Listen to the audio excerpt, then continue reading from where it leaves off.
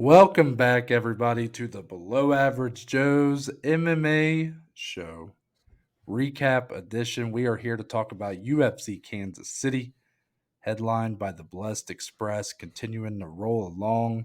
Max Holloway picks up a win against Arnold Allen. We're also talking about PFL 3, Dominic, an unorthodox setup lineup for a card, but ultimately your biggest fight has to be Olivier Aubin-Mercier continuing his reign of dominance in the PFL with a win over the debuting Shane Burgos. And also, this is my first episode back in Ohio, officially as a resident of Ohio. Of course, I have Mm. recorded many episodes in my mom's office, but today, this is in my office, baby. This is in my spare Mm. bedroom at my 2-bedroom apartment. That's Mm. right. Let me talk to him real quick. But still getting everything moved in, still getting everything set up. So the background's still pretty bare. Not too much different than what you guys are used to seeing from my episodes in Indiana. But as always, my name is Noah Baker. I'm one half of this dynamic duo. The man on my right, man's never spent a day of his life outside of the state of Ohio. Not one. That's Dominic Slee. Dominic, Mm. how are you doing today? I'm doing well.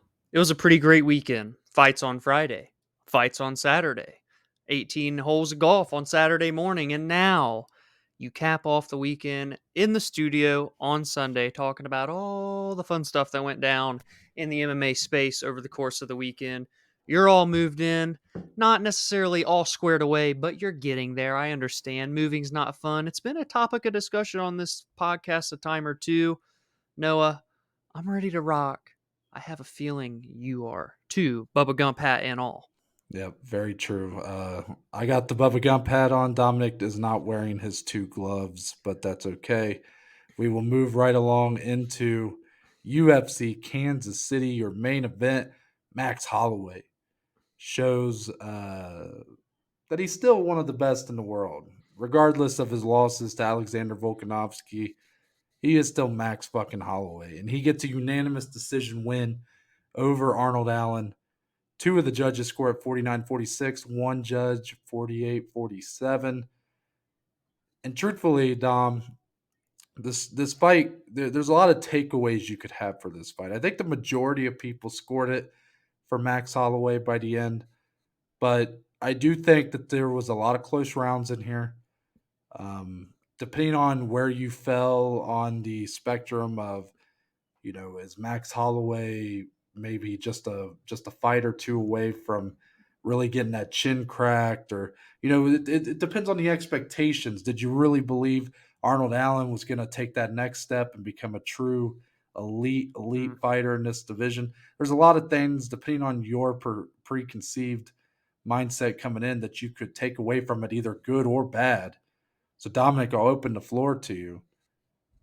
Was there anything that surprised you about this fight? And I'll even continue on to say, was there anything that disappointed you about this fight from either man?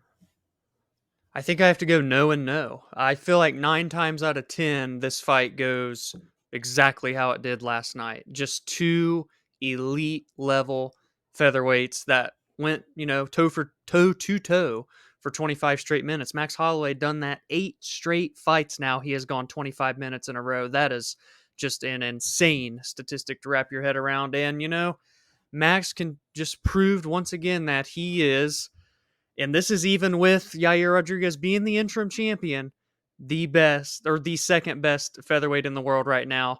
And I think you can probably still confidently say that, being that he did beat Yair. But Yair deserves his flowers. He's got the gold to challenge Volk next, and I'm not taking anything away from him there.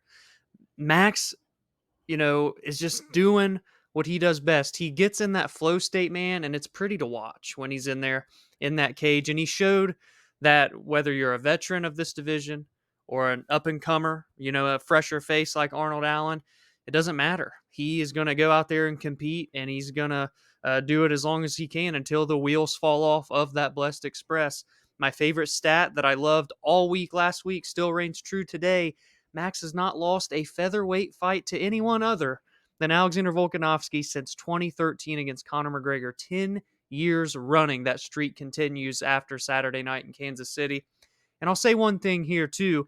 Arnold Allen, wow, you proved that you belong in the top of this division because this was his biggest jump by far. You know, he had a great win against Dan Hooker. He beat Calvin Kattar, but the knee kind of blew out. That probably robbed us of what was going to be a really good fight. But here, Arnold goes up against a featherweight great, a man that has had the title for many, many years, many title defenses. And he competed with him, man, over the course of 5 rounds. He'd never even really gotten a chance to prove he could go 5 rounds and didn't really tire. He wore damage and kept coming. I thought it was a great performance, a great showcase for Arnold to prove, yes, I took a big jump, but it was deserving, and now I belong in the elite discussion for 145 pounds.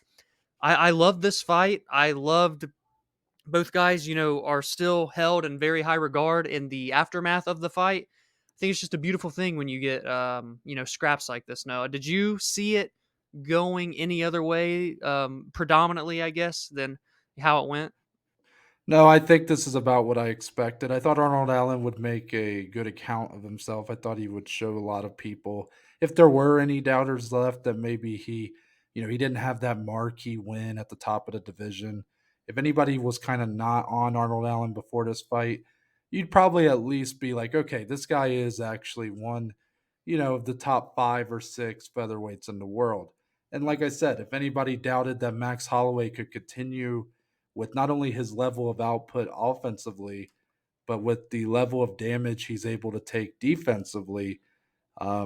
This fight showed a lot of that as well. Round 5, especially, Arnold Allen went for broke, knew he needed a finish, and actually Max was the only one where Arnold was the only one who got dropped in that round, I should say, at the very end. So, um, I will say I actually expected Arnold Allen to maybe grapple a little bit more.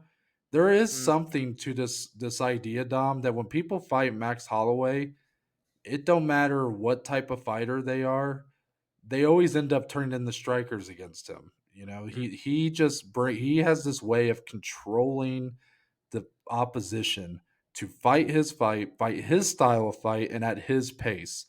And that's mm, exactly what I said on Friday, that between the high output, high pace or fast pace of Max Holloway versus the more composed, more patient, and pick your shots style of Arnold Allen, I thought one of those two styles was going to dictate this fight.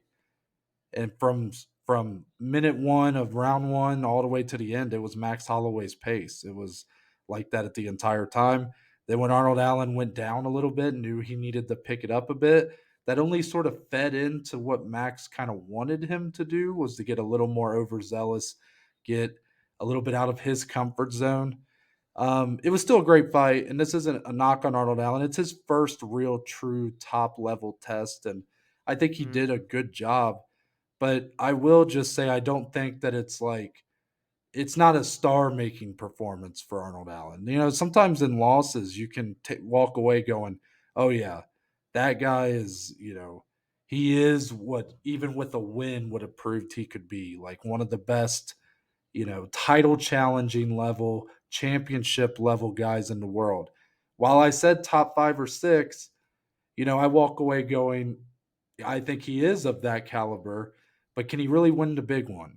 I don't know yet. mm-hmm, I think he had the more dynamic skill set, or the more well rounded skill set, I would say, compared to Max. Max never been known as much of a grappler, but we didn't see that. And that's been a big thing about all of Max's opponents, is they tend to kind of fall into this like comfort with fighting Max's fight. It's very interesting, but all that's just to say it was a great fight, but I definitely walk away with more, I guess, positive takeaways for Max. I mean, he is the winner, but even if like I wasn't surprised that Arnold Allen took a round or two here. But to me, Arnold Allen, there's still something left to be proven for Arnold Allen for sure. If I kind of turn that around on you, are you sort of in agreement that, this fight might have proved that Arnold Allen is one of the best featherweights in the world, but it's not proven yet that he's capable of being the best featherweight in the world? Is that fair to say? Yeah, I think that's actually a really good description. Like, he proved he belongs there, but it's hard to say he proved he can like get that big one, get into the title fight, compete with Volkanovski.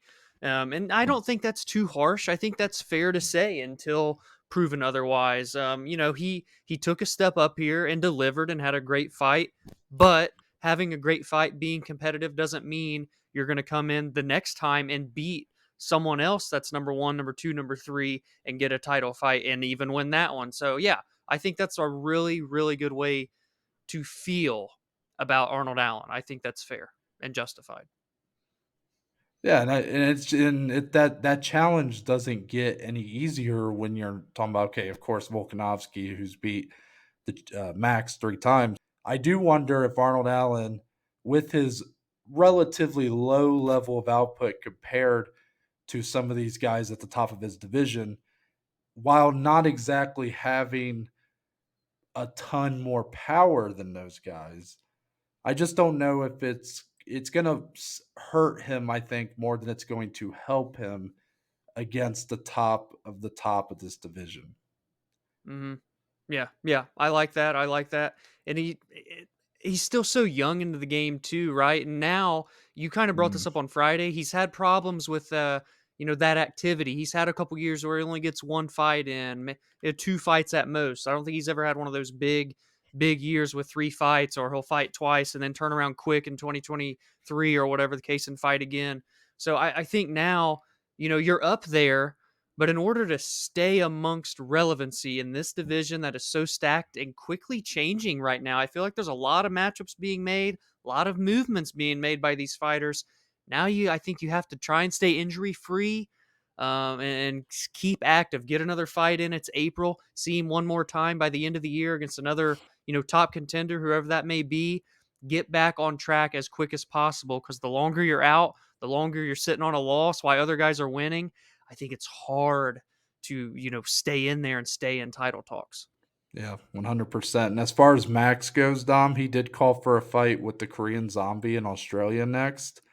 Is that the right fight to make, in your opinion? I know this was a fight that way back when we first started the podcast, it was kind of like a dream fight for me of sorts. And Yeah. I will say a couple years later, while Max has kind of remained at his level of competition, where he's still one of the best in the world, there might be more questions at this point about the Korean Zombie. He's a little bit older. He obviously the title shot he got against Volkanovski, while being kind of a late villain, did not give you a ton of, or me personally, did not give me a ton of hope that he could maybe even beat a guy like Max. So, with that fight being called for next, is that the right fight for, in your opinion, considering Max, losing 3 times to Volk kind of puts him in a weird spot in this division? Yeah, that's the problem. Max is in such a weird spot, but I don't like that. I don't like this matchup. A couple years ago, yeah, I would have, but like you said, Max has shown he's still amongst the best, like the second best. Korean Zombie has shown a decline. He's shown interest in retirement, even. And Mm. I don't think that's a good mix. The only thing that is cool about this fight is that it's two legends that have somehow accomplished all these things and never fought each other. But other than that, I don't think this would be the right type of fight to make. Even for the fans, I don't think it does Korean Zombie justice, because what we've seen from Max in the last outing that we saw from Zombie, I don't think it goes very well for him. And I'd hate to see that happen. You know what I mean? I don't even know what really can be next for Zombie in general, but I don't think a fight with Max Holloway, as much as it sucks to say, should be next. I truthfully still love this fight. I don't think it's as much of a dream fight as it was, for me when we first started this podcast a couple years ago. But now, yes, Korean Zombie should be a pretty big underdog in that fight, and he has slowed down a little bit. I think his performance against Volkanovski might show that. But we all know styles make fights, Dom, and just because Max held up much better against Volkanovski does not necessarily mean that Max would do the same thing to the Korean Zombie as Volk did. I do tend to believe that Max would probably pretty handedly win that fight, but you're talking about two of the most durable guys not just in the division, Mm. in the entire company. And two guys that bring a lot of violence to their fights. I think that that fight would be. I'd be very excited for it. The signs are definitely there that it's not a great fight for the Korean Zombie to take, but in terms of like guys with some mystique behind him, Max Holloway's obviously built quite a name for himself to the point where he's one of the most popular guys in the whole company. But Dominic, who has a greater mystique in the UFC than a guy like the Korean Zombie? One of the guy, Mm. there's not many guys who get literally called by their nickname. They don't. We don't. Nobody says Chan Sung Jung. He is the Korean Zombie, and in Australia, Australia bringing some of the heat is one of the better crowds you can get in MMA. I think that would just be an awesome fight to witness in that kind of uh, arena and that with that kind of crowd. And ultimately, the fight may not deliver the way I hoped it would a couple years ago, but neither guy really has a very clear direction right now. And if TKZ wants to keep fighting, it's a legacy fight. Yeah. See, I think that's the problem. And maybe not a problem, right? If people want to see this fight. And I'm not going to be mad if I see this fight. It's going to be cool to just see two legends share the cage. But yeah, if this fight gets made, that is the reason. What do you do with Max? What do we do with Korean Zombie? Oh, wait. They haven't fought each other conveniently enough. And they're still in the top 10. There you go. We're going to give fans what they've wanted to see for many, many years. I'm gonna have to just remain hesitant on how the fight plays out, but I can't lie, I would still be excited to see them step in that cage together. Yeah, of course. I mean, if we get excited for any fight, Dom. We'll be excited when Amanda Nunes and Juliana Pena fight a third time, but it doesn't mean that we can't be critical of its Mhm, placement or if the fight happening in the first place, especially if you're Max, right? Yes, you're in a weird spot. But if you personally, Dom, don't believe that the Korean Zombie is like the best matchup for him next, like in terms of the fight that gets you the most excited, then you're allowed to be critical of that. If you would rather see him make that jump to mm, lightweight and really take his time to, and get himself ready in that shape, don't get me wrong. I kind of thought that might be what he would do next. I think mhm. Dominic, though, the big reason why Max is being a little bit hesitant to go to 155 now in fight week, before the fight took place against Arnold Allen, he sort of hinted at, hey man, I'll do whatever. I'll stay at 145. I'll go to 155. Whatever matchups are out there. After the fight, he definitely dug his heels into 145, called for that fight with TKZ. I think he's sort of waiting to see what happens with this upcoming title fight Yeah. with Volkanovski and Yair Rodriguez. If Yair wins, then Max really there's no need for him to go to 155 because he all that could really open a door for him to get back his title in some, strange world where Yair loses to Max but beats Volkanovski who beat Max 3 times. It's like how MMA math never computes. I think you're right. That is why, if you're Max, you kind of just have to. There's a lot going on, and it's happening soon. Henry Cejudo's even going to play a factor, I think, depending on his fight with Aljamain Sterling here in a few weeks. But then in July, Volk Yair. Should Yair win? Probably Volk should get a rematch, being that he's been a dominant champion. But maybe if Volk loses, he goes up Mm-hmm. to 155 and tries to fight Islam again. Then the door's open. Well, why Volk's gone? We can run back Max and Yair. It was an incredible fight at the end of 2021.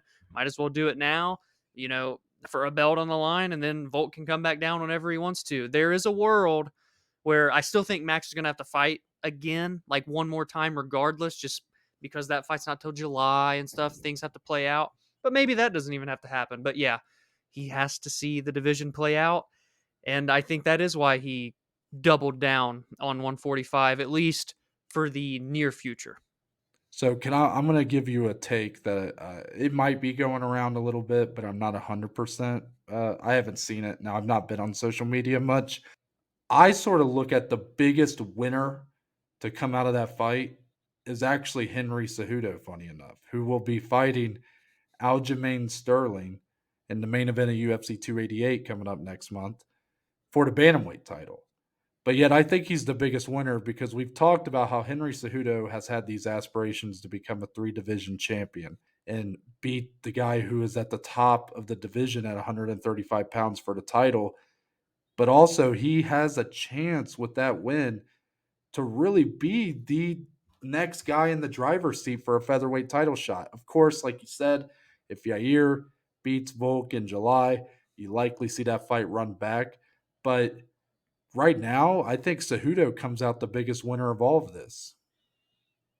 Yeah, and what do you think the UFC, they've had to have some sort of discussion and when they were bringing Henry back, right? Like what is your plan here, Henry? Cuz you kind of left us in the dust last time you went up. You did these things, you defended the titles and whatnot, but you retired out of nowhere. We didn't see it coming. We're bringing you back now after 3 years. We're giving you an immediate title shot.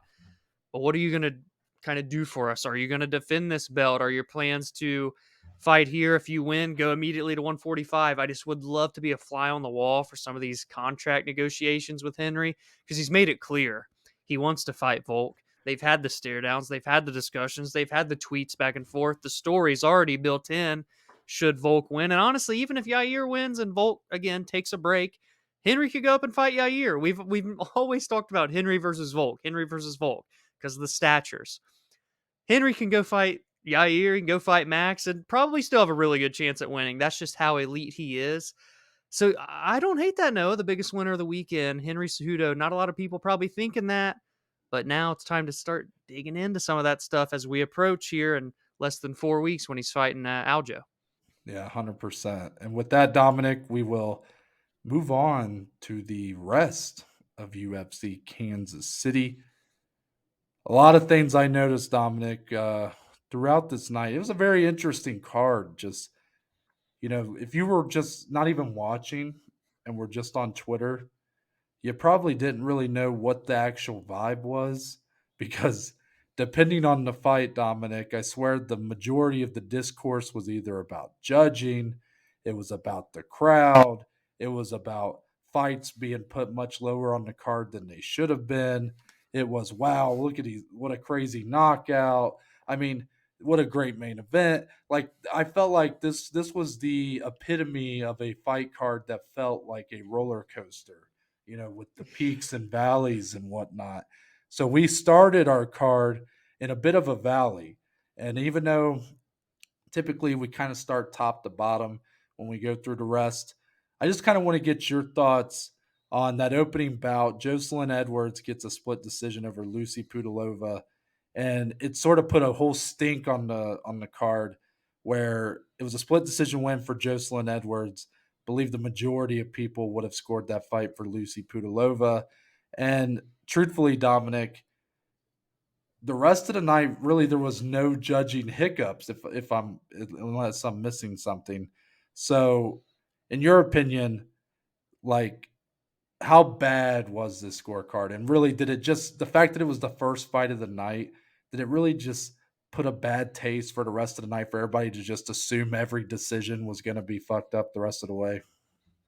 That's the story there. It's the first fight of the night. It felt so convincing that Pudilova got the win. She gets screwed. Oh no. The judges are setting the tone right out of the gate with 12 more fights to follow. Not good. But you're right. This was the only one that was kind of messy on the scorecards. Everybody else that won a decision is the one that should have won the decision. All the scorecards seemed fair. The main event scorecards seemed fair. We didn't have any of those Cheeto Veras beating Corey Sandhagens or anything. So definitely, it was a bit of a tough start to the card. The fight wasn't all that good either. So it started really low. But you're right, it was peaks and valleys. It was a roller coaster. But honestly, like through and through after that fight, there was action, there were storylines, there were things to take away. So, all in all, roller coaster definitely the best way. Even a double retirement happened on this night. You don't see that very often. A little bit of everything happened in Kansas City last night. Yeah, Dominic, there were just as many real retirements as there were fake retirements on this card. Count them, Yep, two that too. each.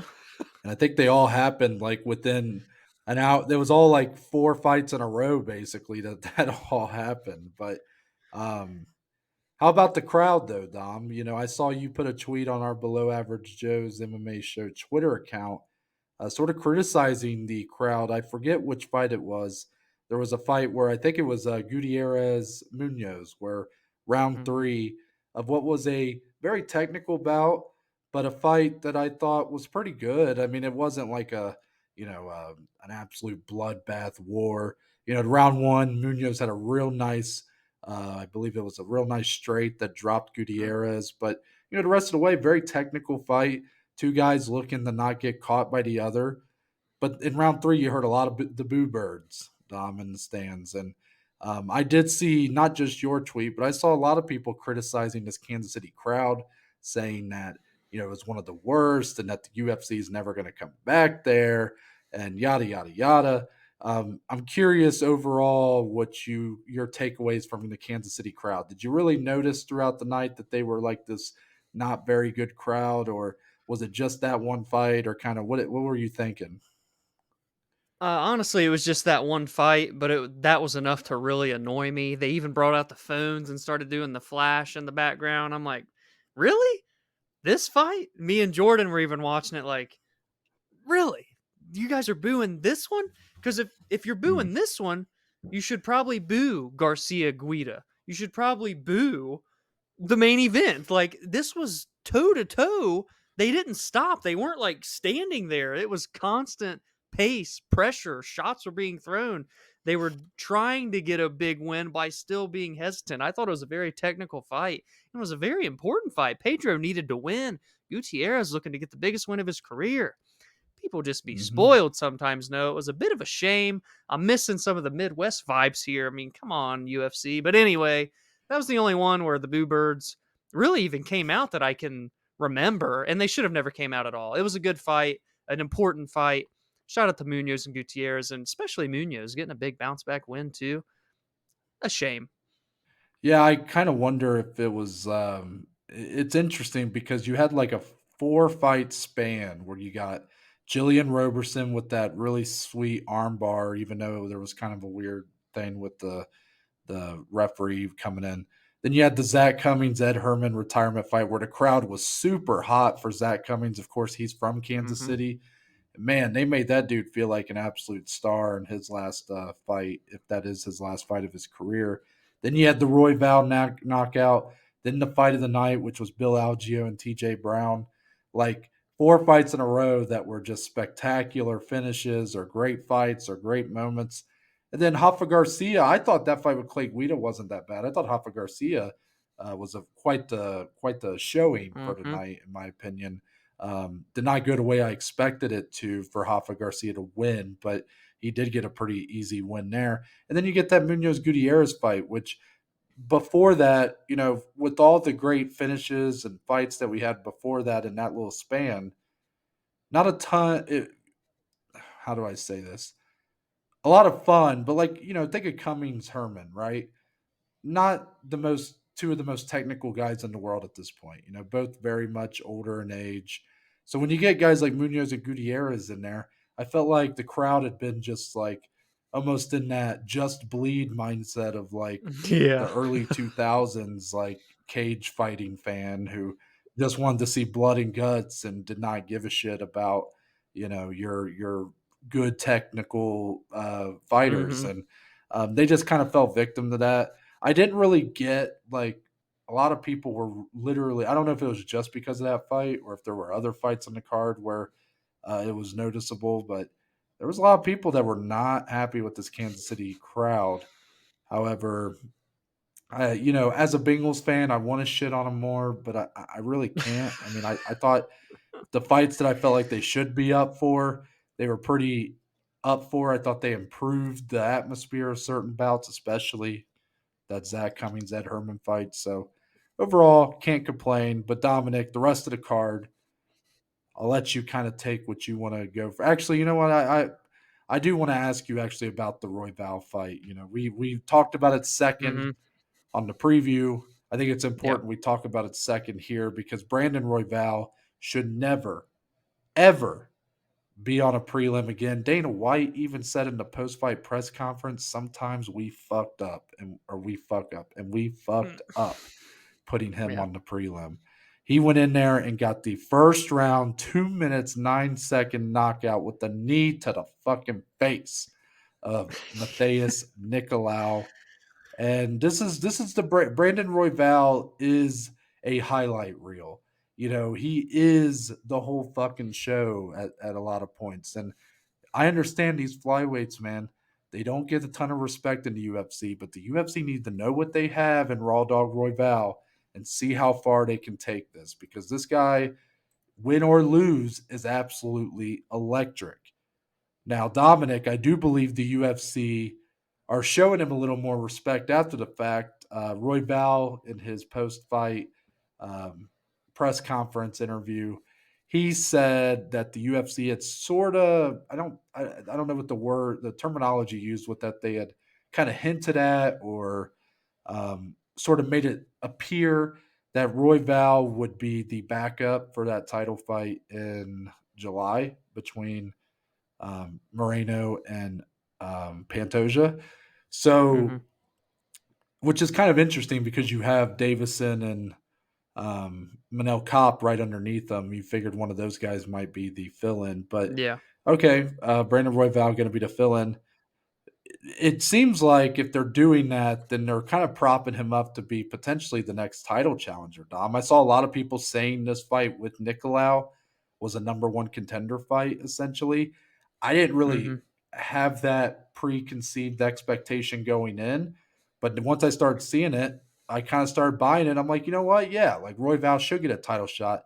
So my question for you: is he the rightful choice as the next title challenger following Moreno versus Pantoja, even though he has a loss against both of those guys?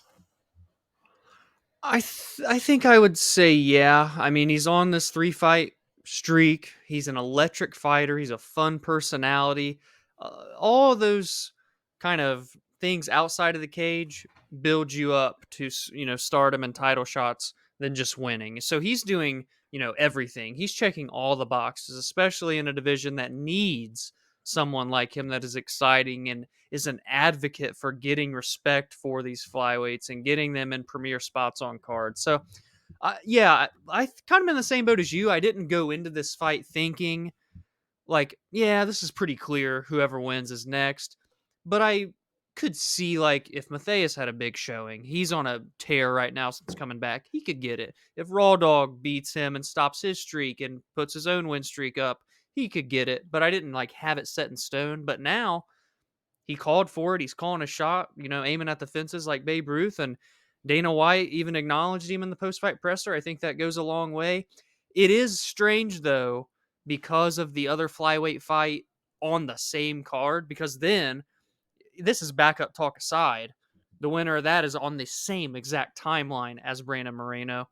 So a little strange. Like if Davison were to win, I understand Brandon should probably get it over Davison. If Manel beats Davison, then I think it honestly is a little bit harder of a discussion, but I think I would still lean Brandon because Manel's had some weight cutting issues and, can't get the fight day sometimes. Not even his fault, but, just kind of bad, voodoo there, if you will. So I would still lean Raw Dog at the top of those three names. So I have no problem with it. I know he said he's going to be the backup fighter. Ariel tweeted and said, "Oh no, this is becoming a problem where Colby goes in as the backup. He gets a title fight next, and then someone else called for it a week or two ago, and now Raw Dog's gonna get the backup Gilbert and fight for the Burns. title next. Yeah, Gilbert Burns is who it was. So, you know, it is what it is there. But yeah, I have no issue with Raw Dog getting it. I think he is deserving of getting it, Noah. Yeah, I'm completely fine with him getting the title fight. Like, I love Brandon Royval. He's my favorite fighter to watch at flyweight. And I think that'd be a sign of them giving the respect he deserves by putting him in a title fight. Do I 100% believe that everything we heard last night is going to be, you know, completely factual and that they will hold to that and he will be the backup and he will be the next title challenger? Not really. Mm, I could totally see them just like out of nowhere in a couple months, Dom, we just see that Royval's fighting like someone else in this division. And then it's like, oh, okay. So I guess, he's not doing any of that. But um, I think he's pretty close though, and I think it's very clear that the UFC definitely value what he brings at this point. If they did, I felt like they kind of were didn't before, but it seemed like last night you heard it directly from the words of Dana White himself. I think now they kind of know what they have. At least they should. You'll probably never see him on a prelim again, and he is at most probably one electric fight or performance away from Hmm. truly being undeniable as a title challenger, even despite losing to both guys in that title fight in July. Now, do I think that there's a chance Manel Cobb or even Davison could go in there at UFC 290 and do something to really shake it up and make it to where all of a sudden one of those two guys feels more like the legit next contender? Yeah, I do. All of it kind of depends on who wins the title fight. If Brandon Moreno wins, Davison probably wouldn't be fighting for another title shot, but he might just because UFC's already done it 4 times. Why not five? Those two guys have been fighting for the title for so long. They who knows? They might make another one, but right now, Manel Kopp, Brandon Royval, kind of feel like they're two guys that really are leading the pack for guys that Hmm. can really earn themselves a title shot by the end of the summer or by the end of the Yeah. year, maybe I should say. And Dominic, it kind of makes me proud because these are two guys that we've been ride or die with for a long time, and they both are on the precipice of greatness now.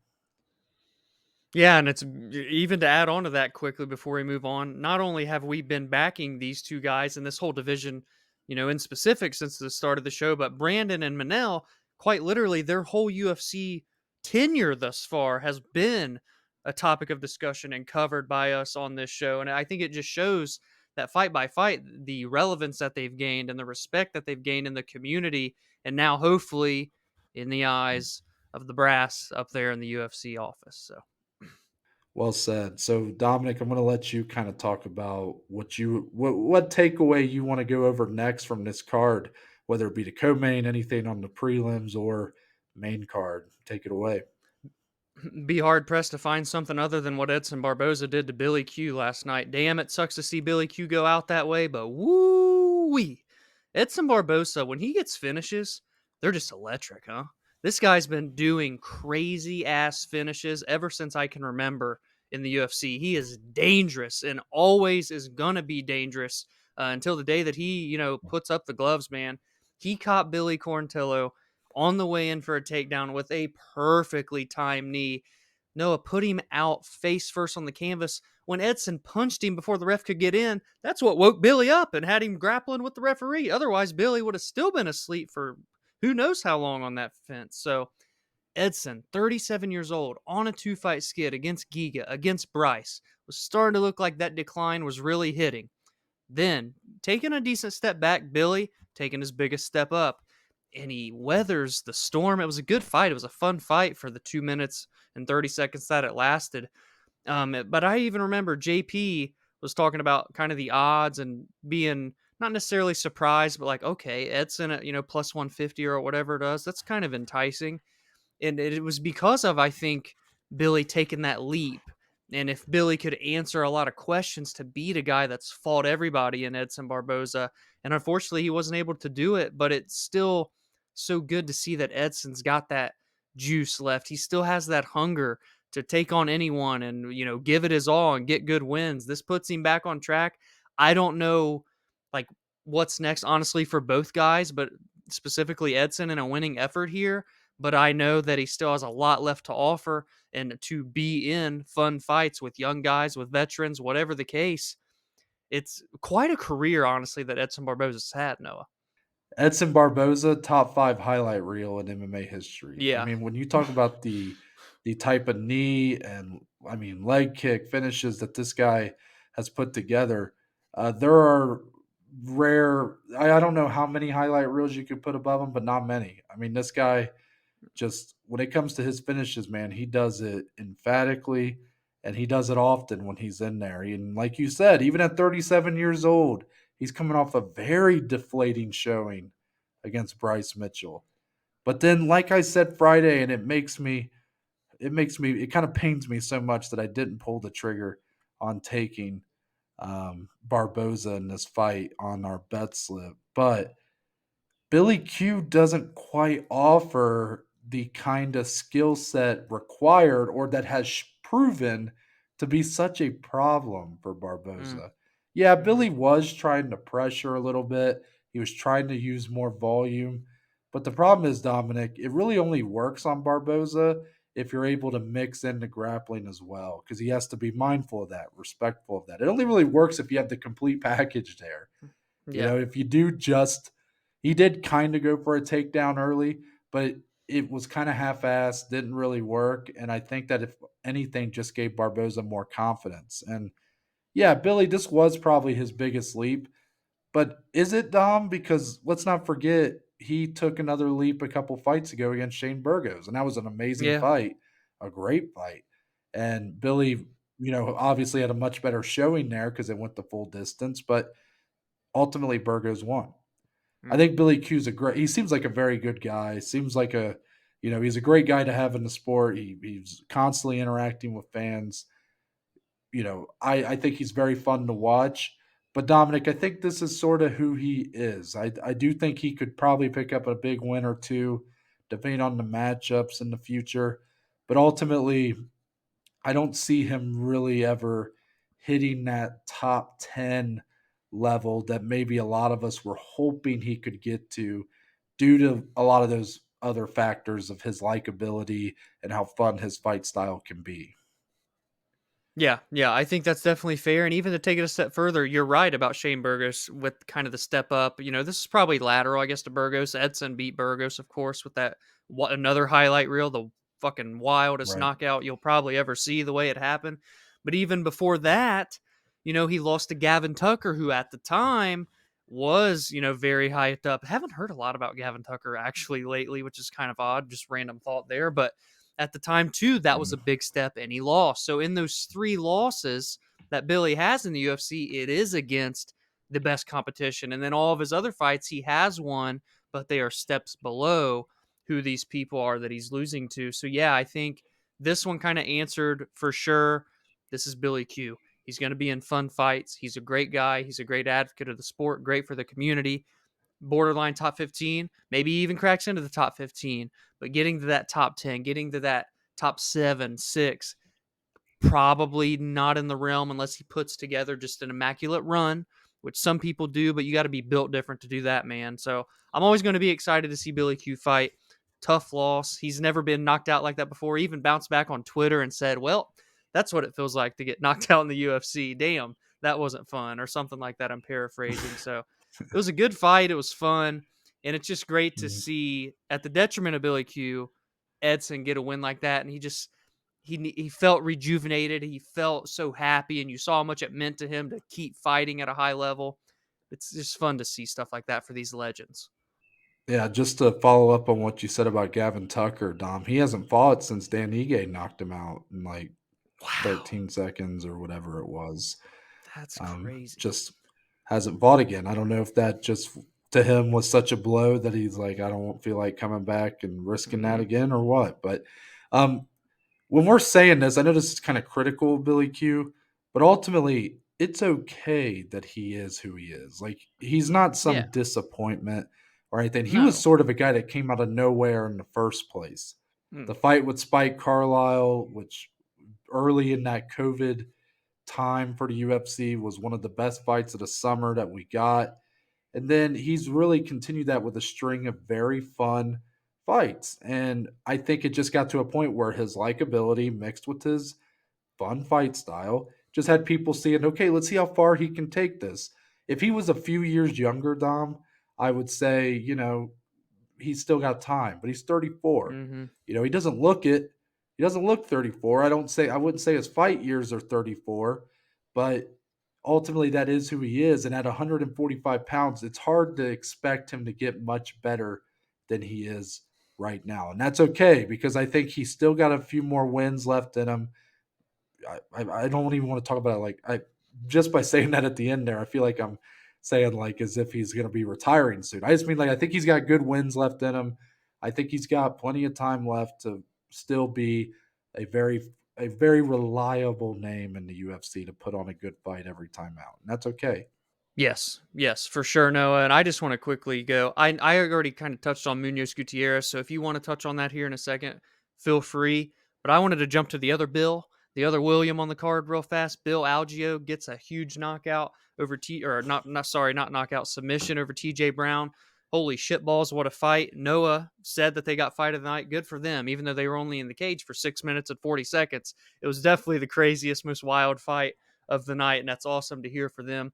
Big win for Bill Algeo after they lost to Andre Feely. And even that one was a split decision. And no, I wanted to come straight to this one because it's kind of the same storyline here, right? In terms of the careers, 33 for Bill Algeo, you kind of know his ceiling, where he stands, pretty much what Billy Q is. And I'm just saying, Billy versus Billy, it's been booked before. We didn't get it. I've been calling and waiting for it to happen again. Now feels like a good time to kind of make that fight. Billy Q took on a top 15 guy and lost. Bill Algeo took on a guy outside of the top 15 and won. One's got to move back, one's got to move up. Bam. Billy versus Billy. I want that fight to happen next. And I just think it makes sense for both careers, where they are, where they can go. It kind of just makes almost too much sense, Noah. Give me your thoughts, though. Maybe I'm a little crazy. I don't think you're crazy. I think that would be a very fun fight. Two guys that the fans have. eh, Bill Algeo definitely is an interesting guy in the sport. I like him a lot, but he does have an interesting comment every now and then. Like last night after his win, he also faked his retirement and then Yeah. completely went heel on the Kansas City crowd. It was hilarious, but quite the character that guy is. So I'd love to see that fight. You know, both guys very capable of being in some very fun scraps and both very talented as well. Mm-hmm. I do know Steve Garcia actually called for the winner of Bill Algeo TJ Brown. So Mm, that's another matchup you could potentially see Algeo take part in. Steve Garcia, another fun guy, just had that big comeback against Shaylin Nurdenbecky. mm-hmm. But yeah, that was a clearly fight of the night, in my opinion. I thought it was the best fight of the night. And it was, it's weird, Dominic, because I had Bill Algeo money line in a parlay, and I know we'll talk about betting later. You would think I'd be sweating it a little bit. Like you would think I'd be sweating that because Mm, Algeo definitely lost round one and was getting kind of pieced up. TJ Brown looked the best he'd ever looked in that mm-hmm. first round. But for some reason, I just kind of knew like Bill Algeo, like he kind of thrives in this. Like I thought, Yeah. you know, TJ Brown can't keep this up for 3 rounds, but Bill Algeo can. Like I don't know, I almost did not even sweat it that much as I probably should have been. So Mm-hmm. if that tells you anything about how reliable Bill Algeo can be most of the time, um, that's definitely a sign of it. And I'll mention Dominic the as far as on the rest of the cards, Zach Cummings, Ed Herman doing the same thing. A very emotional moment. Truly got me a little misty eyed, Dominic, Mm-hmm. watching this. I was like, these are two guys. Neither guy fought for a championship. Neither guy was ever one of the best in the world. But two guys that, you always recognize just because you constantly see their names popping up through the years on these cards and always reliable for a good performance, a good fight. Company men stuck with the UFC for a long time. And they just got it was a nice moment for them to get to retire with their family and whatnot. And yeah, I thought it was a great moment for that card. Yeah, it was beautiful for Zach to do it in front of his hometown, to get a win, to get a finish. Ed Herman, honestly, I mean, both guys never going to get the respect they probably deserve because they weren't the big names. They weren't the top 10. They weren't the title challengers. But, it's guys like this that keep this sport going and make shit fun on cards like this. Going in, their names are going to pop off to you, but when you see that action in the cage, you kind of have to have that respect. And it was an emotional moment to retire together, to bow down together in the cage. And for Zach, brought his daughter in and kind of broke down. And he even said, I never became a world champion. I never was the top contender, but you could just see how much the sport, meant to him and how much he's given to this game, to the fans. It was honestly one of the best moments I think of the year so far for MMA. Out of two guys that you probably wouldn't expect to say something like that, it was very, very cool for sure. Yeah, I think there's a few more fights we'd like to talk about, but we'll probably save it for the bet slip talk because we had a lot of action on some of these other fights. So, with that, Dominic, we will move on to your headliner for the PFL 3, happening halfway through the card. Mm, However, it makes sense if you don't think about it. Your main event on ESPN, the network, I should say. Olivier Aubin-Mercier, last season's champion, gets a unanimous decision over Shane Burgos, 30-27s across the board. Dominic, I got to be honest with you. I know I told you this off recording Friday. Due to my moving and traveling Friday evening, I was only able to watch a couple fights early on the card. Unfortunately, this was one of the fights that I did miss live. It was upsetting. As soon as I got in my car and we started driving back to Ohio, I was listening to a couple fights in my car, but it was right after. It was as soon as the post limb or whatever you want to call it mhm. started, and so I barely missed out on this fight. So I will go back and watch it before the next regular season matchups take place, of course. But as of now, I have not. Mm. So Dominic, I'm going to ask you: was the risk worth the reward here? Because we talked about this a little bit Friday. Shane Burgos, the biggest signing for the UF or for the PFL from the UFC. They really hyped him up, built him up, gave him a marquee matchup on the on top billing of their card against their champion last season.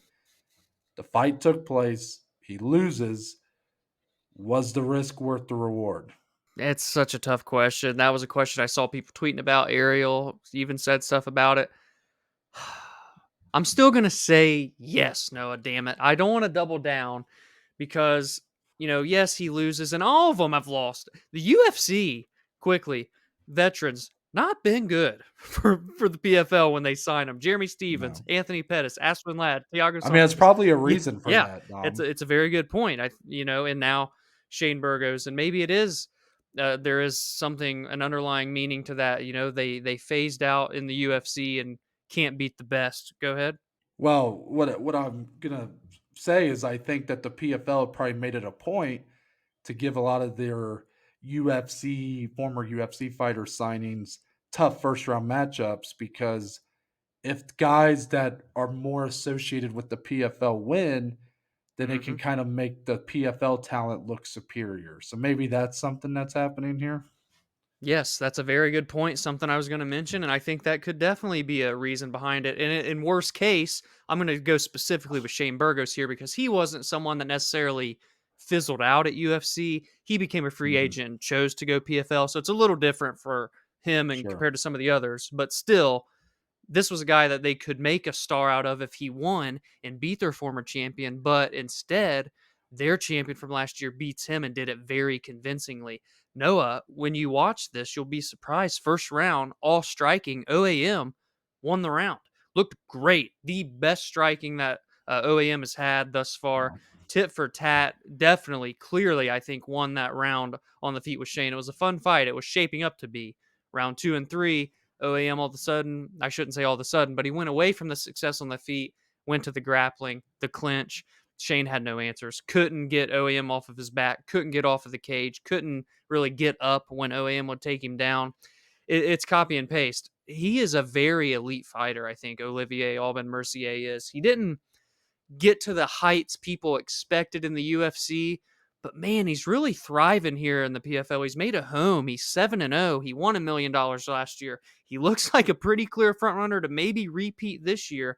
And for Shane, it's just a bad stylistic matchup for him. He wasn't able to answer the questions with the grappling, but there's a world where he can bounce back big in June. He can get a quick six, put himself in the playoffs still, put together a run, then all of a sudden, all hypothetical, of course, you have a storyline built in with a rematch, maybe in a championship fight with OAM and Shane. The two UFC veterans can one beat the other again, or for the first time if Shane were to win. So I'm doubling down. I think the risk is okay for the PFL, much because of what you said. Their guys or girls come out looking really good if the UFC fighters do not win. And I still think there's room for Thiago Santos to make a run, for Shane Burgos to make a run. and then still it kind of can pay off in both aspects for the PFL. And then it's just a great kind of thing for them and a great storyline for them as an organization. So I know you haven't seen it yet, but based off of kind of what I've said and the storylines more specifically for now, what are your thoughts for the risk here? First, answer that, and then just kind of lightweight playing out over the season. Yeah, I can't really say until I actually watch it, but I will say, based Mm-hmm. off of some of the reactions I saw online, I'm not getting the sense that it is worth the risk at this point. I thought it would Mm, be going in, so I'm not any better than Dom. I thought that this was just such a big fight for the PFL. It was worth it to kind of do it. But now that it's come out, you would think, Dom, like a lot of like what we're saying, that PFL giving tough matchups for those UFC cast offs or whatever you want to call it, those former UFC guys would, in theory, make their talent look better when they win. But like you said, Shane Burgos is just different. He's not Marlon Moraes. He's not mm-hmm. Thiago Santos. He's a guy whose peak has not really been seen yet. Yeah. And he's already a very good fighter, even in the UFC he was. And once the fight took place, once it was over, the reactions I saw online, Dom, were not, wow, Olivier Aubin-Mercier, like, Mm-hmm. what a Mm-hmm. beast. Look how Yeah. dominant this guy is. He's beating everybody at lightweight. Who's going to beat this guy? Yeah. That's probably the reaction I would have. I mean, I made that the headline a little bit, Yeah. but instead it was just, oh, should Burgos have been fighting a guy this good or Mm-hmm. this early? Yeah. Should what else? Is Burgos? Does the Burgos signing look less shiny now? Mm-hmm. Is it less of a home run now? Like, it just seemed like more of the discussion was around how this affects Burgos' stock and how this fight should or shouldn't have happened according to who you ask. Instead of ultimately, I would have liked to see the focus be on OAM's literally the best fighter in the PFL right now. Yeah. I mean, he is the Yes. best guy in the entire company. You could maybe make an argument if you included women in that. Maybe Keila Harrison or Larissa Pacheco would be in that discussion. But ultimately, even if you include them, Dom, as dominant as Kayla Harrison had been for a long time, I think OAM's the best fighter in the whole company. And now that you told Yeah. me how the fight played out, that makes me even more confident in that he's not just a grappler, not just a wrestler. He is able to do it all. And that's Yeah. very important. And ultimately, I was looking down this card and I'm like doing the research on all these guys going in. And so many guys on this card. Of course, yes, it's a lot. You're putting these two divisions together. But I was looking at these guys at lightweight. So many of them have lost to OAM. Like, he has Yeah. just been Yeah. supremely dominant in the PFL, and I'd love to see him get more respect for that. Unfortunately, I'm not sure if his style will ever quite translate to being Mm, that super fan friendly style. Even though don't like he's like you said, he put the whole skill set together for that fight. I believe mm-hmm. he knocked out Stevie Ray in the Yep. championship last year. So it's not like he's a one trick pony, but obviously that's where he is at his best. So ultimately, I come out going OAM stock was already very high for me. Unfortunately, I wish for people who either don't watch a ton of PFL or weren't all that high on OAM to begin with. I kind of hope that they would improve their stock of him or see how good he really is. And I'm just Mm-hmm. not sure if we really got that. Yeah. I really can't even add anything. That's kind of a perfect way to put it. And it is a bit of a shame. We'll see what happens next with the matchups for both Yeah. guys come June. Yeah, I imagine Burgos probably gets a more favorable matchup next, wouldn't you think? Mm-hmm. I think so. It would be sick. I don't know if they'll do it because there's got to still be a part of you that thinks business wise they want Shane in the playoffs, right? I mean, they've got to. Right. Right. But a sick fight would be Burgos and Clay Collard. Holy shit balls. That would Hmm. be electric factory there. I mean, Clay and Jeremy Stevens fight last year was awesome. I think this could even rival that or be better. But maybe they want something more favorable. Maybe they want something that feels like a shoe-in for Shane to have a big performance. We'll see. Yeah, you know the name that I'm staring at that I don't like. Don't get me wrong; it's not a cakewalk of a fight, but doesn't it just make sense that they'd probably give him someone like Alexander Martinez or something like that? That to me feels like the kind of fight they would make. Alexander Martinez, though, I know he ended up losing on this card, but very good guy. You know, I like Rosh Manfio a lot. This will kind of transition if you want to go ahead and switch Yep. it to the rest of PFL 3. But I like Rosh Manfio a lot. He was the 2021 champion at lightweight.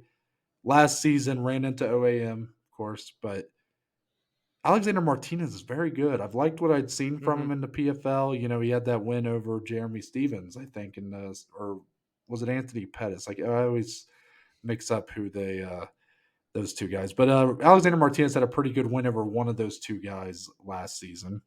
And here, though, Ross Manfield gets the win. I could totally see Martinez being that next guy.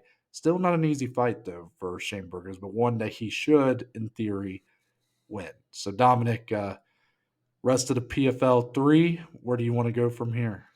I kind of want to just, this might be unfair, but to kind of just pick a division and analyze it here. I Oh, think yeah. Let's do that. welterweight seems very fun, very competitive. Sadabo C, I think it's C though.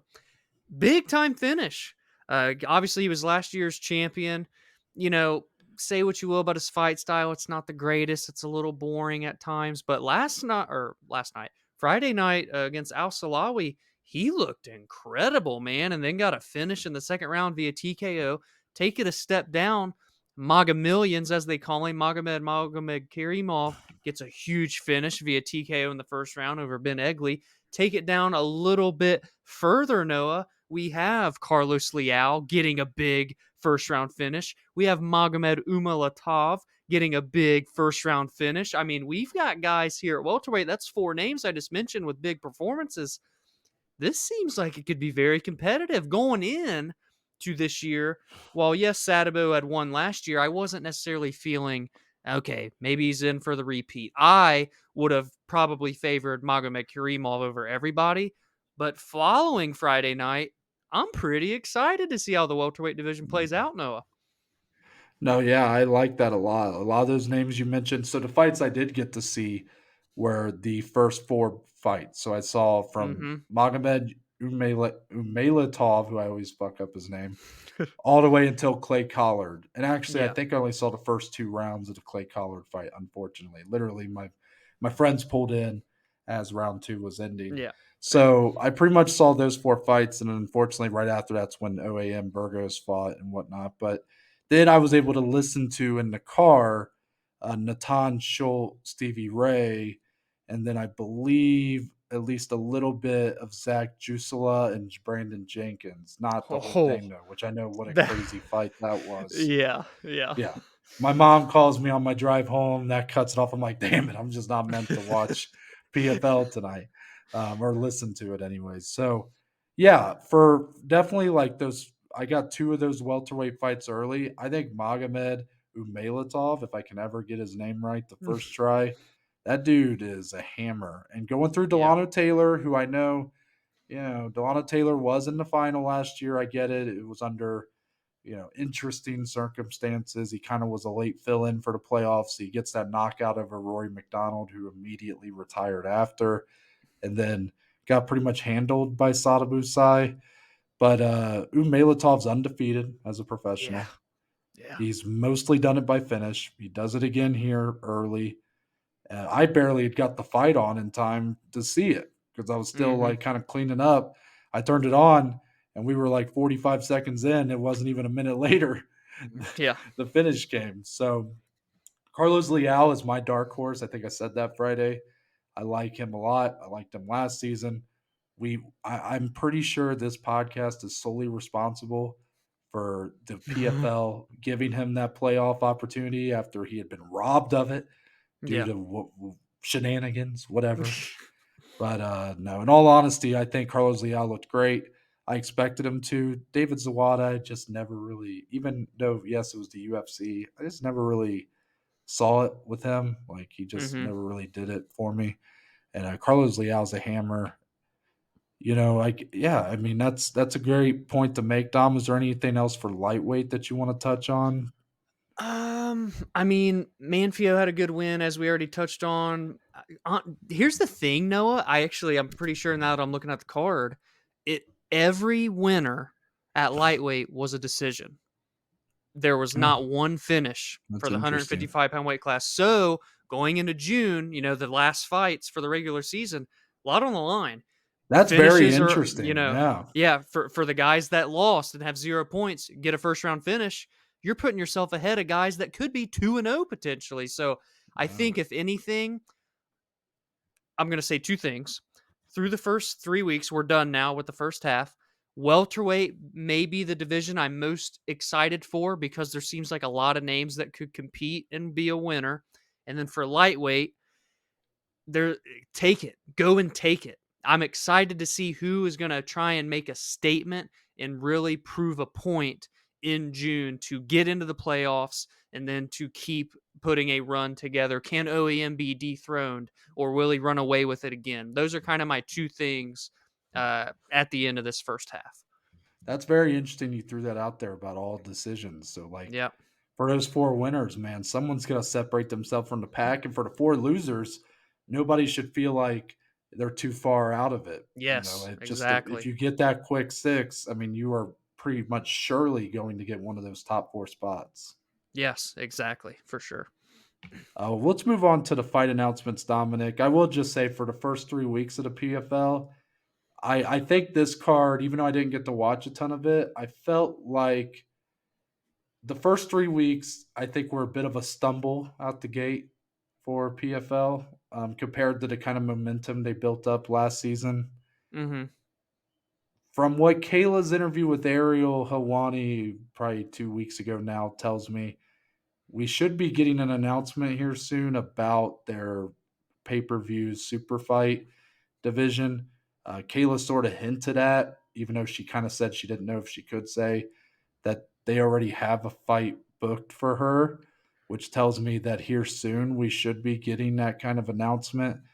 I imagine that they're probably going to be putting a lot of their eggs in that basket in terms of trying to be profitable, because it's Mm. kind of clear right now that in order to be truly profitable long term in MMA, you probably have to have some sort of pay per view model of sorts. Because you look around, one championship, right?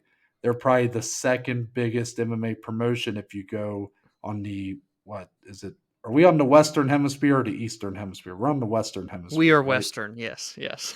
So if you go to the Eastern Hemisphere, they are clearly not, maybe not, I mean, second and maybe even competing with the UFC for first biggest promotion. And they report millions on millions of losses every year. They've never had a profitable year. I imagine Bellator, PFL, kind of the same deal. I think they do all right, but they're sort of a long term plan, especially if you're the PFL. I don't think this season format, as much as I like it, it's a breath of fresh air. I don't think you can depend solely on it to make yourself profitable in the long run. So that a lot of those eggs are going to be put in that pay per view super fight basket. We'll see if it pays off. We'll see how the second half of that regular season goes. I'm very optimistic though. I think it ended on a high note for hmm the first 3 weeks. And I just want to real quick. I wasn't planning on saying this, but I'm actually glad you brought up the pay per views and Kayla real fast because you know how I am in cage side rewinds, right? I'm looking in the audience, seeing who's there, Mm. seeing who's got some tickets to the event, right? Chris Cyborg was in attendance Friday night at PFL 3. Ain't heard a damn thing about Chris Cyborg with her Bellator contract and her Bellator belts. Pair that with what you just told me about Kayla on Ariel's show saying something's probably in the works, going to be announced soon for the second half of the year. I'm just saying there's Mm. still a world where we might just get Kayla versus Chris on the pay per view card, Noah. Just want to throw that out there. I know that'd be so much fun, and I hate the fact that it probably doesn't sell very well. But Yeah. God, I don't know what their expectations are. Right? It depends on what do they need to feel like this is a success, right? They're Right. not going to be reaching UFC numbers for their average pay per view, obviously, but is 100,000 the goal? Is Mhm. 200,000 the goal?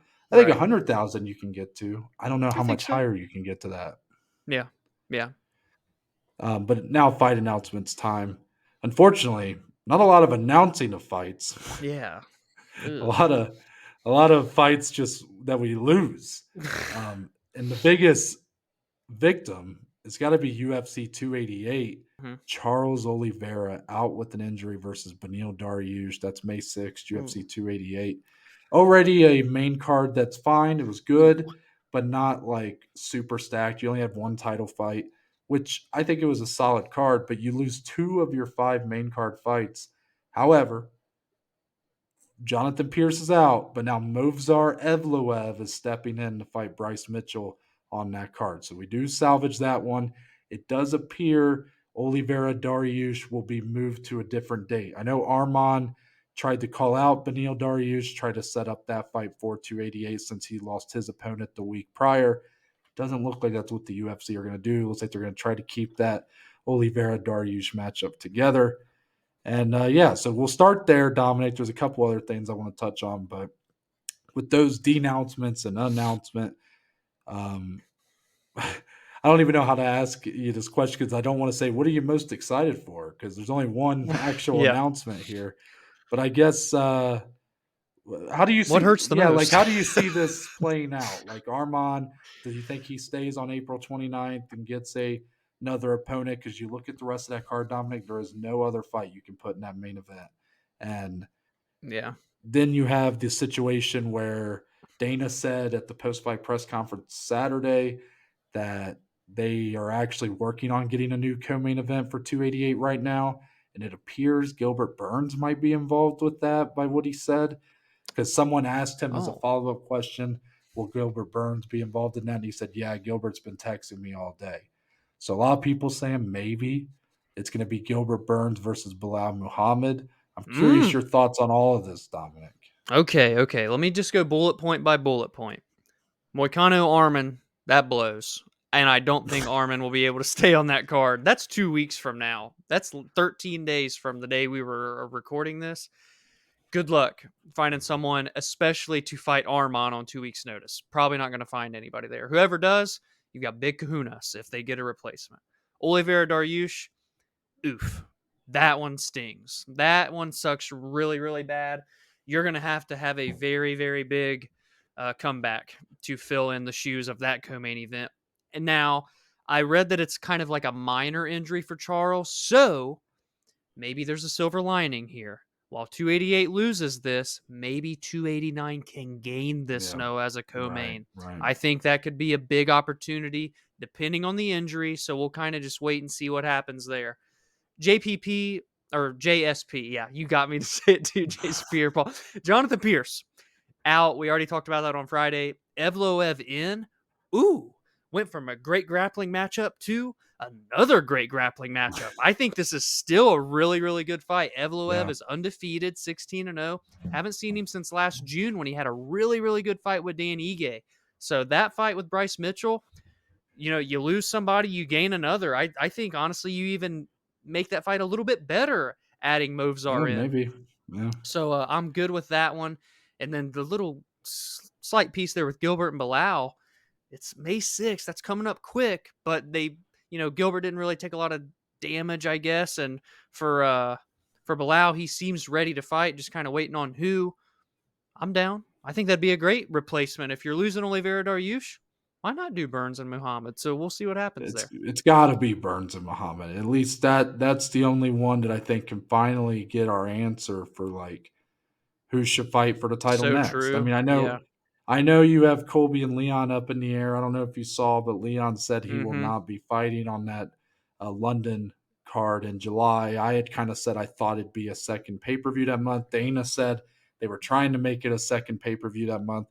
He didn't said last night it will be a fight night now. So that fight will be happening at some point later in the year. I know Leon hinted at Abu Dhabi, but Yeah. Dana Yeah. didn't seem all that committed to that. So ultimately, with that being said, I do think Gilbert Burns and Bilal should be the replacement fight there as long as Gilbert can go.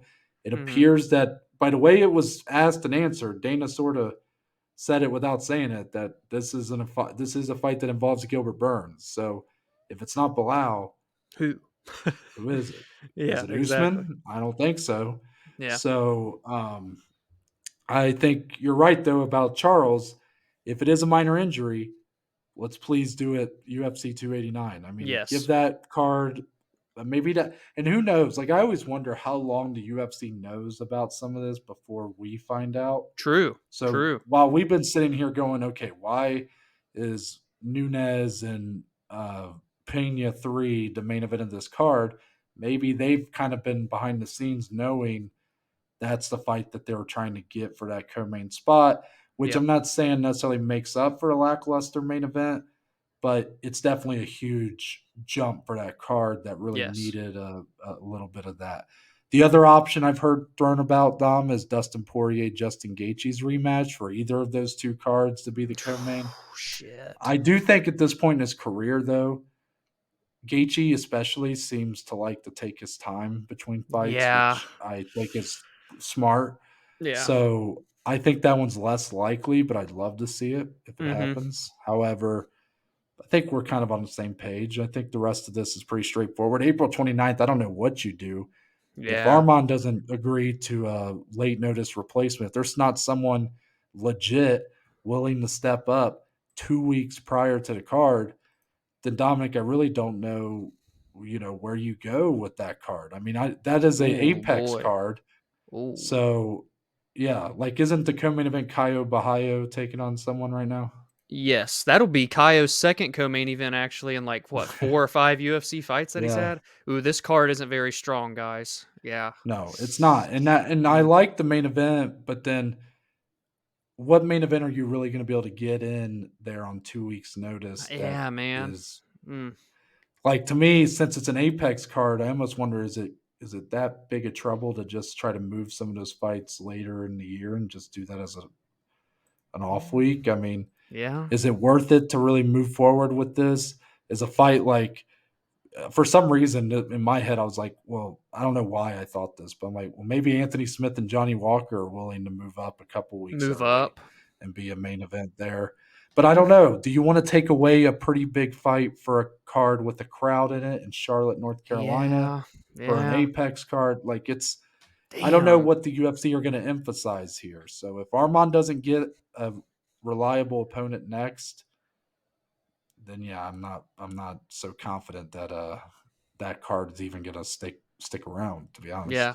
We got to keep an eye on that for sure. Yeah, and then a couple other things, Dominic. Dana White having a few notes. Sometimes his post-fight press conferences aren't always the most Yeah. insightful or Yeah. noteworthy, but a few things here. He did say that Israel Adesanya has been blowing up his phone for Mhm. another fight and said he could fight again before the end of the summer. Yeah.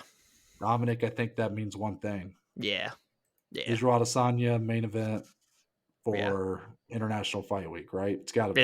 It's not even a question now, right? I mean, The the question's question, well, who. the question is, yeah, Yeah. who? And then I Yeah. think it's got to either be Drickus or Sean Strickland, right? So yeah, the question is who. Like we were saying, is it Drickus? Is it Strickland? Is it Hamzat? I'd be shocked if it was Sean. Would be shocked if it was Hamzat just because of the timeline, I guess. But I still think that's the biggest fight you could do. I think all signs point toward Drickus. Drickus got his nose fixed. He can breathe again. Battle of Africa. Storylines are there. The beef is there. I would say now, and man, point to your point on Friday, this world and this MMA space just moves so quickly. We say so many Hmm. different things each week when we're on this show. I'm gonna go 90% chance it's Drickus fighting Izzy at International Fight Week next.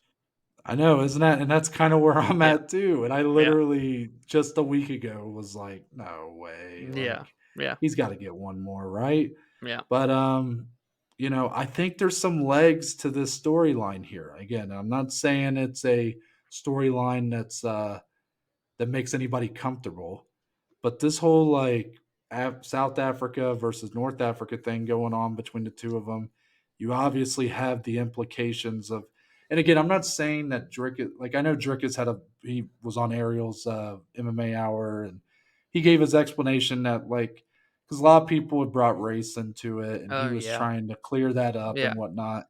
And I understand people asking those questions, Ariel asking the questions. I'm not saying you probably should, because there's a lot of history there with Mhm. apartheid and whatnot. But ultimately, I do think that it's the most interesting story you can do for Izzy right now. Yeah. It's the one that's going to get the most attention Yeah. outside of Hamzat, who it seems is pretty much. It seems like a done deal. He's fighting Paulo Costa without us being told he's fighting Paulo Costa, Mhm. besides Chael Sonnen telling us. But when it sort of makes sense that they'd put him on Abu Dhabi against Paulo, like it Yeah. just seems like the reality of the situation.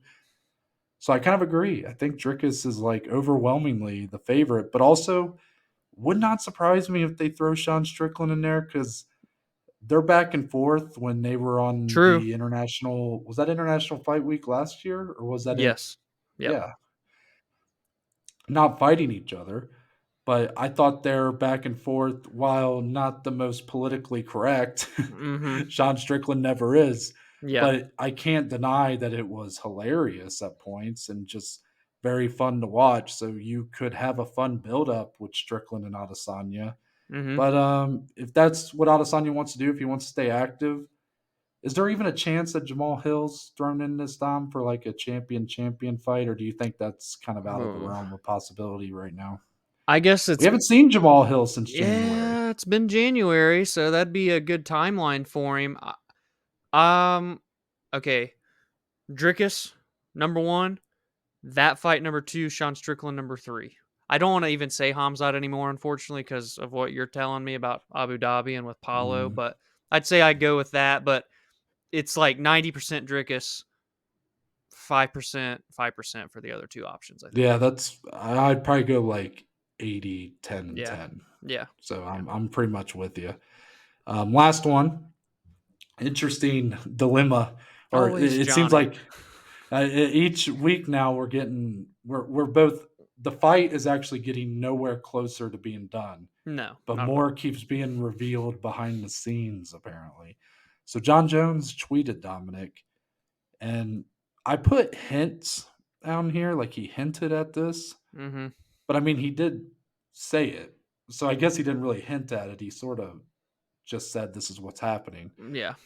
But I'll say, because it's not confirmed, I'll say that he hinted at the fact, or this idea, that his planned fight via Stipe versus Stipe Miocic could be in November at MSG and could be his retirement fight. I don't have the tweet pulled up in front of me, but he just Yeah. kind of said, "Imagine my retirement fight, fighting at MSG, Mm-hmm. uh, beating the shit out of the best heavyweight of all time," or something like that. So Yeah. Dana, once again, asked about this at his post-fight press conference, and he had that big old smile and said, "Yeah, I think that's what we're going to try to do." So, once again, another nice little tidbit from the Dana White post-fight press conference. Dominic, give me your percentage of confident you are that the headliner of MSG in November is Jon Jones versus Stipe Miocic. 2%. And listen, it's because no matter what card you give me, I'm going to give you the same number, 2%. And I'm how long have we talked about John coming back? And now that he's back, it's still him and Stipe, him and Stipe. Dude, I'm just going to wait to even say anything confident about this fight until it's literally signed and posted on the official UFC Twitter. But no, jokes aside, it makes all the sense in the world. If you're not headlining International Fight Week, might as well do MSG. And then no, I just beg the question, where does Conor McGregor fit into all this? Because he's got a headline somewhere against Michael Chandler, and I thought they would try and do that in MSG because Conor's done it, a couple times before. So, maybe it won't be this year. Maybe they are going to give him some random ass card in August or September. I don't know. Maybe they get the end of the year card in December. But it makes sense. John Stipe, I think we'll get it eventually. I just can't get over optimistic about this fight ever happening. It's so sad. Hey, everybody loves to hear this. It's tax season, Dom. And that's interesting because I think that's a very big reason why someone like Connor may not want to headline at MSG again Yeah, yeah, because them damn New York taxes. yeah. True. And Jon Jones and Stipe going there, okay, like someone's going to do it. But Yeah, I've heard a lot of fighters say, like Patty Pimblett, I remember last year, they were asking if he would be on the same card as Molly McCann again because she fought Aaron Blanchfield on that card. And he said that he didn't want to pay the New York taxes. So yeah. a lot of people seem to be pointing to September for Connor. And that Okay. was before, I know you've been kind of looking at MSG, but at the end of the day, do you not at this point do you necessarily need to put Connor on one of your pretty much 3 guaranteed big shows of the year, or do Yeah, you put him true. on another card where he makes it A another fourth. big Yeah. yeah. Yeah. Which No, I know you're that in the past they've not done. I mean, when he fought Poirier the third time, was that International Fight Week, I or think did they yeah, even do yeah, it was, International right? Fight It Week? was in the summer, right? Let's see, I mean, it wait. was early They July, fought in but Abu was it? Dhabi in January. Yeah, and then International Yeah, Fight Week. Yeah, yeah. I don't know if they because that was still during the I don't know if International True. Fight Week was like. I know Yeah. they didn't do it in 2020. They did it in Abu Dhabi. I don't know. Right. Yeah. Regardless, I think that's a good I could question though. see. I think it's. I do think it kind of makes sense to do like Connor on a month that's not one of those big three because then that makes a fourth big pay per view of the year. So Yeah. I don't know, but yeah, did we talk enough about Jon Jones TV? Did I ask your thoughts on it and everything? I kind of Uh, lost my train yeah, of I'm thought sure we'll here. be talking about him again on Friday anyway, so we're good. Yeah, true. Let's move on to the below average bet slip, Dominic. Unfortunately, we have not turned the corner. Yeah. I believe we do go slightly negative again. Am I right on that? Ever so slightly. What you said you went plus 148, right? Yep, yep. And I went minus 1.95, so ever so slightly in the red. I can't get out of this rut. I am struggling in 2023, man, and it's not even like I'm having like terrible weeks unit wise, but when you put together 5, 6, 7 weeks at minus 1 unit, it adds up. And I'm struggling right now. I even did a live ad last night with Brandon Royval money line. Bam, plus 175 it hit. And it didn't even fucking matter. That's always very sad when you do something like that. But, it is what it is. I lost my parlay. I had Gutierrez and Bill Algeo. Algeo wins. Gutierrez loses a close fight. Pedro Munoz looked great. Pierre Rodriguez plus 110. All signs were pointing to her for me. She just felt like a much better all around mixed martial artist. I thought, while Jillian's great and I love watching her fight, she's very one dimensional. Piera just Mm. seemed better, and I thought she was going to win. Boy, was I wrong. Jillian gets her down, doesn't let her up, and then gets a submission. Quick shout out to Jillian Robertson, by the way. Her debut fight at 115 pounds, physically looked great, got a big win. She's a relatively good name for the women's divisions right now. I'm excited to see what she does at 115. Bruna Brazil got her ass kicked. That's a bad beat. Minus 155, chalkiest play of the weekend, and it bites me in the ass. I deserve every bit of that. Shout out to Denise Gomes. She had an incredible finish. And then Jacoby Murzakanov inside the distance, minus 135. Lost that one. Had my chances. I mean, Murzakanov looked pretty damn good, dude. I said on the feet Jacoby would get the better of him. I was wrong. He almost finished Jacoby multiple times in that fight on Hmm. the feet. All in all, they're just durable. They went the distance. And then I did hit on the two fellas that retired, Cummings and Herman, inside the distance at plus 120. So, Man, that one must have been a sweat, Dom. yeah, that one I thought the way the fight started, I'm like, oh, this is easy. This is going to cash Right. pretty quick. And then the nut shots, the kicks in the face from the ground from Herman. I'm like, damn, man, take it easy here. And then it got to the third round. I'm starting to, you know, starting to get a little tight. Butt cheeks are getting a little tight. But then Zach was able to get the finish late into the third. So honestly, like in terms of regrets, probably just Bruno Brazil. Everything else, I would probably bet again. And it is what it is. We'll see what I can do next week with the Apex card. Yeah, it's ballsy when you do the way you do, Dom, where Yeah, you yeah, do like the. I'm not talking about the minus money. I'm talking about like your unit size, how you kind yes, of exactly. do it based off of okay, if it's minus 155, you do To win a 1.55 unit. units, which Yep. I used to do that too, but it's very risky. like when you do that, obviously. So, like for me, I've gotten into a habit of doing all one units just for my own sanity because that used to bite me in the ass so much. If you know what, if you're good at it, it obviously can be very profitable to do it that way. Yeah. But like for me, unless I am just uber confident in a minus 150 or something, I ain't Yeah. putting anything more than one unit on it. But, you know, again, me and you do not bet the same. Just because I'm having a good year this year does not get past the fact that last year was not. I did drag us down through the Mendoza line. So ultimately, Dominic, from my side of things, I go 2-3 on my 5 singles.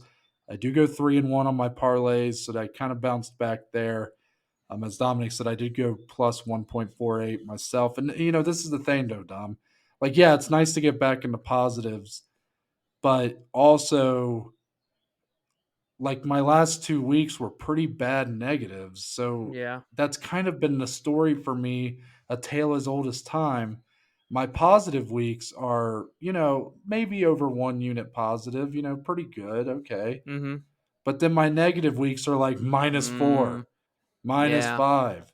Yeah. You know, for the year so far, though, live betting has really held me together. I haven't done a lot of it the last couple weeks, but you know, hitting on things like Alexa Grasso and Marvin Vittori this Mm-hmm. year when they were pretty big underdogs live wise have really kept me afloat for my personal record keeping on my Twitter account.